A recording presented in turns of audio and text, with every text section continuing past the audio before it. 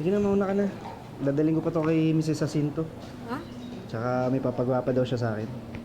Ha? Ilang araw na yun ah. Bakit ba ikaw yung laging inuutusan nun? Ano akong magagawa niya mo? Warren, ano ba? Kanina ko pa hinihintay ang mga kailangan ko. Halika na. Ako po, ma'am. Nakipagdaldalan ka lang pala rito. Ito na po. Sige, pasok, pasok. Sige po.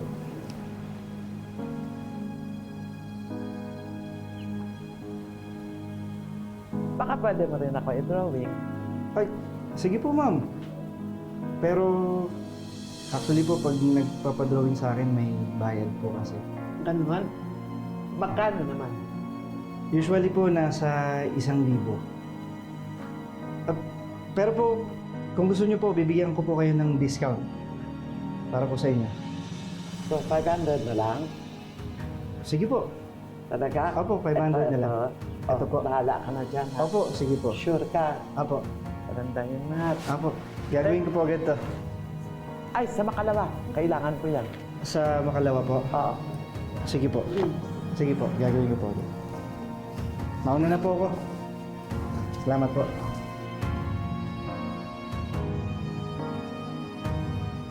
Uy, Warren! Bakit naman pumayag ka dun sa din ni Mrs. Jacinto? Yang baba-baba na nga, tapos paspasan pa. Hayaan mo na. Para tigilan na rin ako sa klase. Ikaw naman tong kawawa. Pagpupuyatan mo naman yan. Ha? Ano? Ano pinagbubulungan niyo? Ay, ma'am. May inutos lang po sa akin si Mrs. Jacinto. Pero paalis na rin po kami. Inutusan ka ni Mrs. Jacinto? Konting favor lang naman po, ma'am. Sige po, alis na po kami. Tara. Sige po.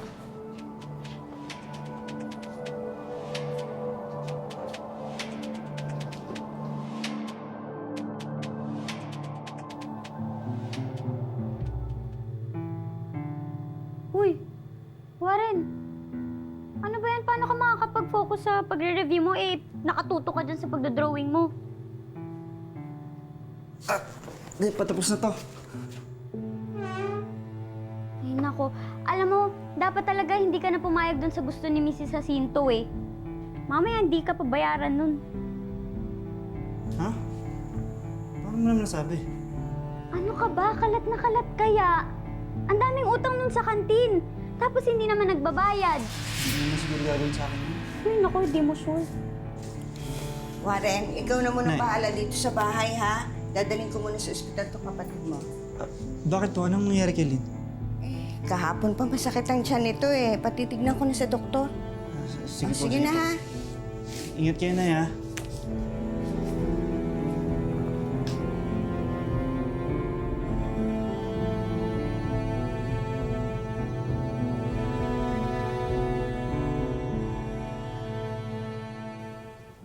Ma'am, ito na po yung pinagawa niyo sa akin yung artwork.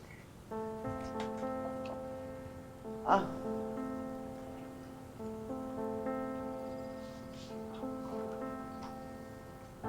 Ito. Ayos naman. Kaya lang. Parang mukhang minadali eh. Kung okay lang po, kukunin ko na po sana yung bayad. Agad-agad? Kabibigay mo lang eh. Ma'am, kailangan ko po kasi ng pera pang dagdag dun sa pambili ng gamot ng kapatid ko. May sakit po kasi siya eh. Kaya anong gagawin ko? Eh wala naman akong pera ngayon. Babayaran kita kaagad oras nagkasweldo ako. Di ba sinabi ko na yan sa'yo? Oh, pasok ka na sa klase mo. Ano? Sige po.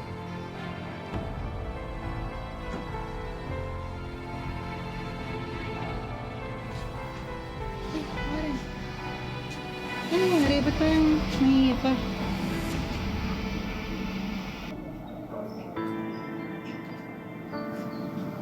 May kinalaman ba yan kay Mrs. Jacinto? Kailangan po kasi ng pera, ma'am.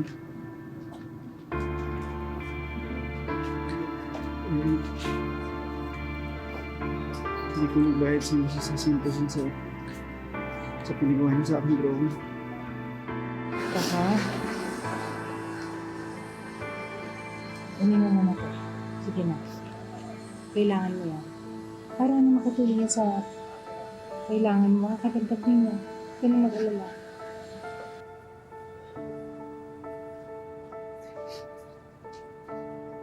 Thank you po, ma'am. Malaking tulong po ito.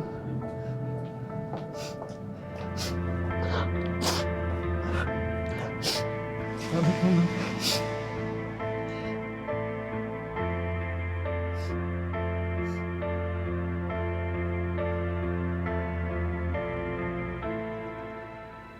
Sigurado ka bang magandang idea itong gagawin ko? Aba, syempre, oo naman. Ano ka ba? Isang buwan na yung nakalipas, no? Tapos hindi pa rin siya nagbabayad. Papaalalahanan mo lang naman. Responsibilidad niya yun. Sige na.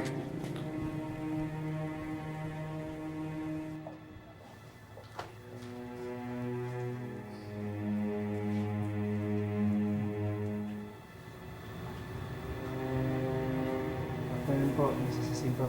This is the faculty room. Hindi na kung kailan mo gustong pumunta. Open kami para sa'yo. Faculty room. Do you understand that? Sorry po, gusto ko lang po kayong makausap tungkol po dun sa bayad niyo po sana sa akin, dun sa pinag-drawing niyo. Hindi ba sabi ko, babayaran naman kita, but you have to wait. Hindi kita tinatakbuhan. 10 years na ko rito, I have a good reputation. Hindi ko unahin yung gusto mo, ikaw masusunod. Kanapin, no. Mrs. Jacinto, pasensya na po ha. Makikisabat lang po ako. Dapat nilang po kasi naman bayaran yung pinagawa niyo doon sa bata. Kaya lang naman po na dito yung bata para maningil kasi po nangangailangan siya ng pera. Sana naman po magbayad kayo agad. Para matahimik ka, pakita tayo bukas. Babayaran na kita. Ano, sagot?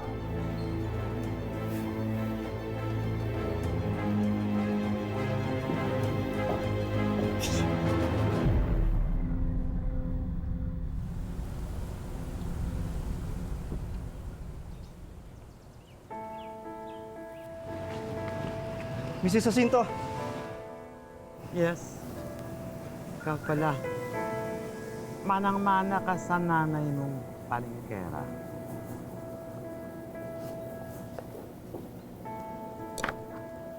Natuwa ka rito?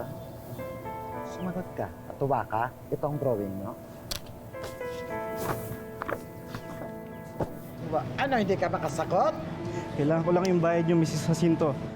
Papayaran pa kita. Binastos mo na ako. Binastos mo na ako. O, ayan. Ayan. Ayan. Binastos mo na ako. Babayaran ko pa ito. Hindi mo ba ako naiintindihan? Sabi ko, babayaran kita, pero mag-antay-antay ka. Dahil may dapat akong hahabulin na bayaran. Tama. Oh, i-display ko ito sa school para malaman. Happy ka, happy? Iiyak-iyak ka. Medyo mainit na, no? Ayan. Ayan. Tingnan mo ako sa mata. Ipapagsak ko. Huwag po, Mrs. Jacinto. Baka mawalan po ako ng scholarship. Yan pambabastos mo ang hindi ubra sa akin. Ipapagsak kita, wala kang karapatan maging scholar.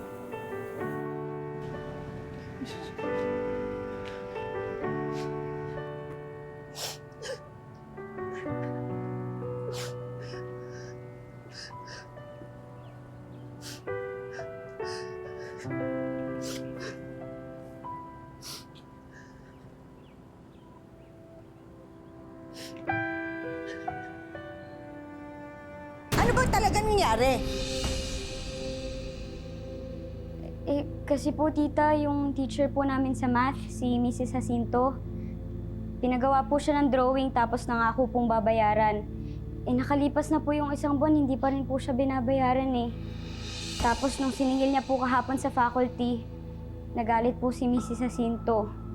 Kaya ayun, sinunog niya po yung drawing sa harapan ni Warren tapos sinabi pa po niyang babagsak siya sa subject niya.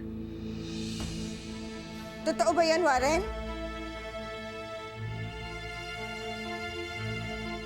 Huwag ka mag-alala. Kakausapin ko yung teacher na yan.